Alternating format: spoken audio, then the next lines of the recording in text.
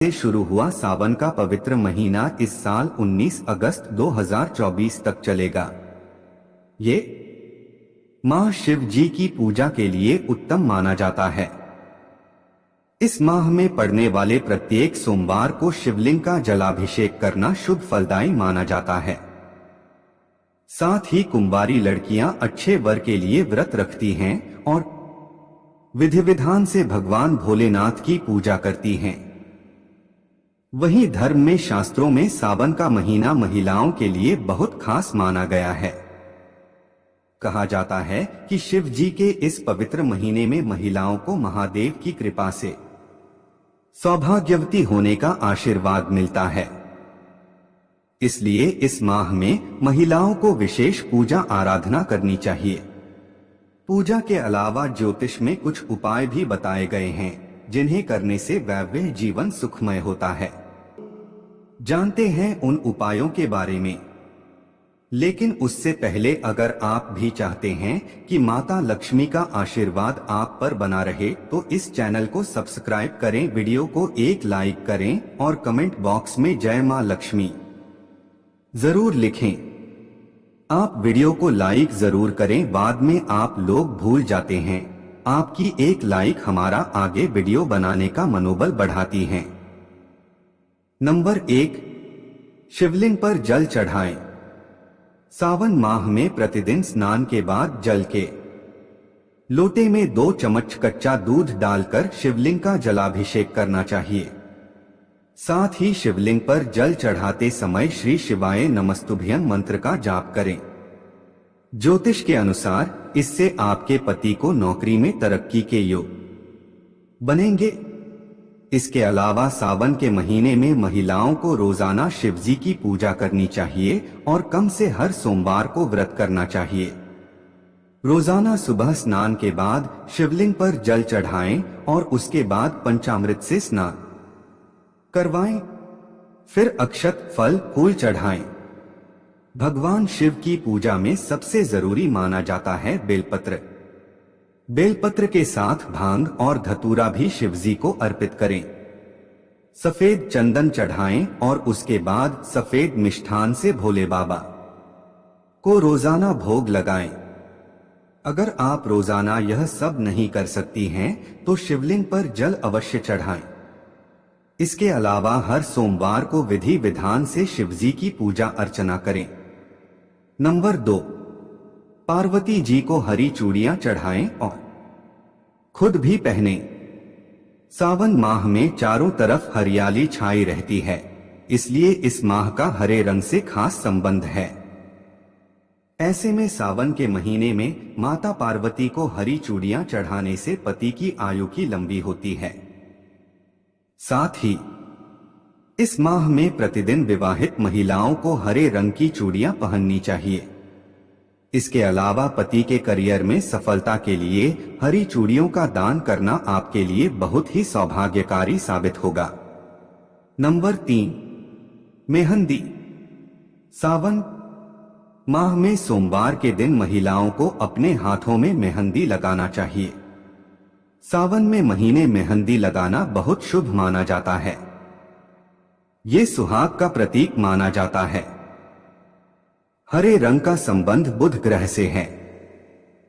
ऐसे में इस महीने मेहंदी लगाने से खूबसूरती भी बढ़ती है।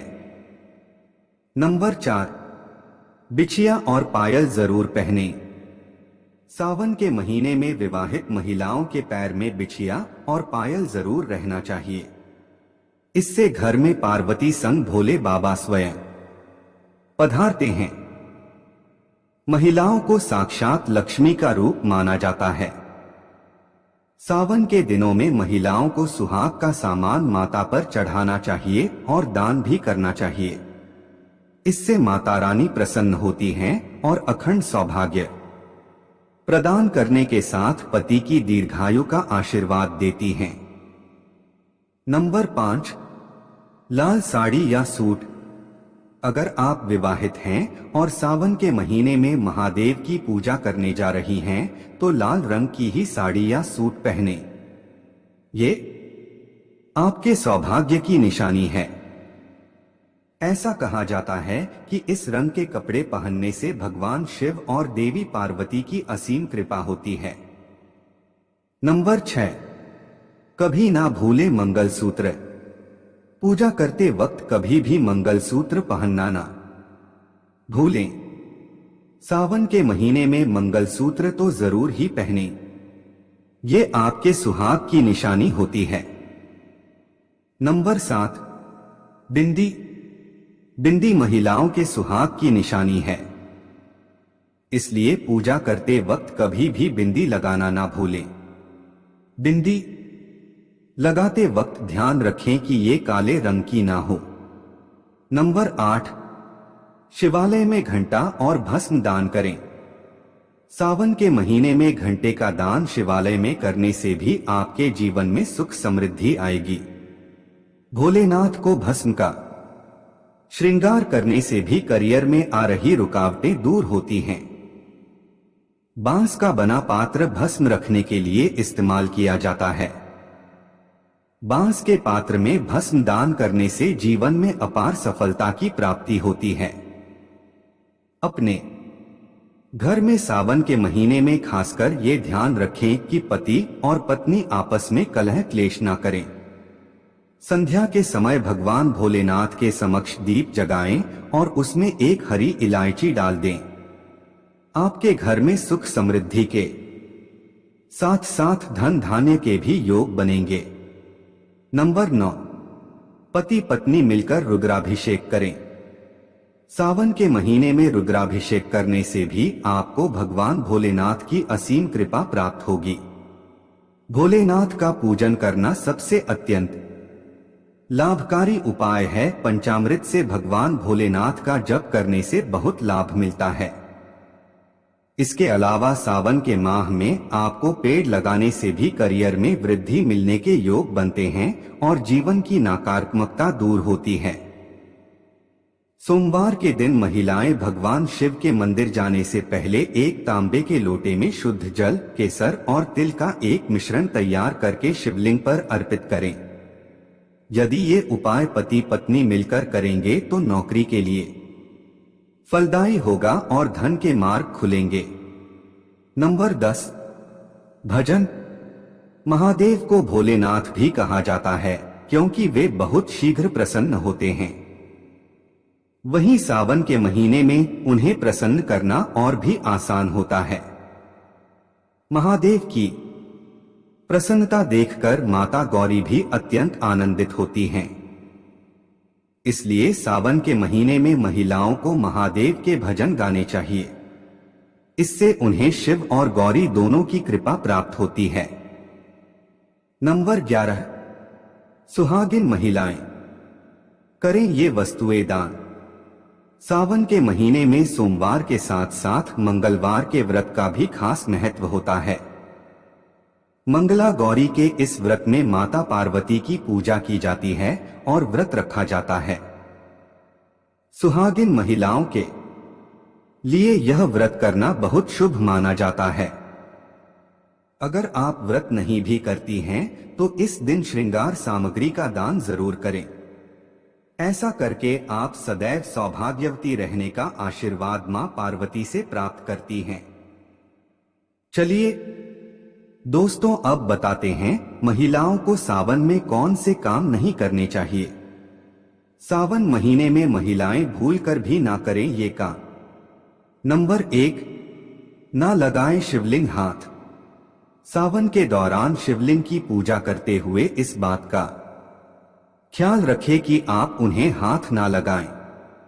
धार्मिक मान्यताओं के अनुसार महिलाओं, खास तौर पर कुंवारी लड़कियां को शिवलिंग को छूने की इजाजत नहीं होती क्योंकि लिंग पुरुष का अंग होता है। वहीं शिवलिंग को हाथ लगाने से माता पार्वती भी बुरा मान जाती हैं। साथ ही इस दौरान शिवलिंग को हल्दी भी ना लगाएं। नंबर 2, सेंधा या काला नमक। महिलाएं एक कागज में सेंधा या काला नमक डालकर फर्श पर रख दें, फिर सुबह उठकर बिना किसी बताए उसे गंदे नाले में बहा दें। इससे नकारात्मक ऊर्जा खत्म हो जाएगी। अगर किसी ने घर में काला जादू किया है तो वो भी इससे खत्म हो जाएगा। नंबर 3, दान ना करें ये चीजें। सावन के महीने में सूरज ढलते कि महिलाओं को दही या दूध किसी को भी नहीं देना चाहिए। ऐसा करने से उस घर की लक्ष्मी घर से बाहर चली जाती है। नंबर 4, किचन साफ ना करना। महिलाओं को रात के समय सोने से पहले सारे बर्तन व किचन को साफ करके सोना चाहिए। अगर घर में झूठे बर्तन पड़े हो तो इससे देवी लक्ष्मी नाराज हो जाती है। साथ ही इससे घर में अशांति व बीमारियां भी आती है।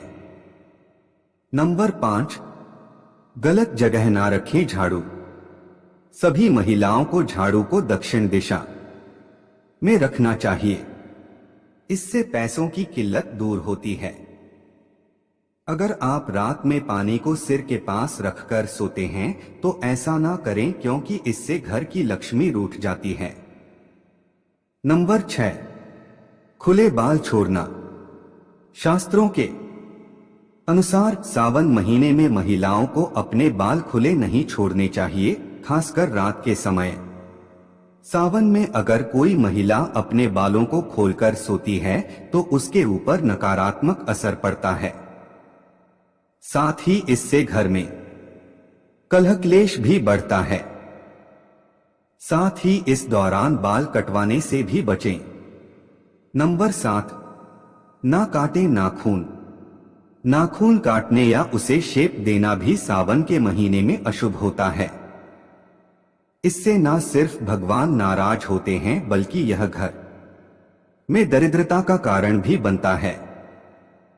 नंबर 8, दिन के समय सोना।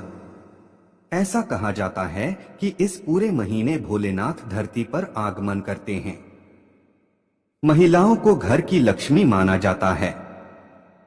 ऐसे में अगर महिला दिन के समय सो जाए तो भगवान का अपमान माना जाता है और वो नाराज हो जाते हैं। नंबर 9, पीरियड्स में ना करें पूजा। मासिक धर्म के दौरान महिलाओं को पूजन नहीं करना चाहिए।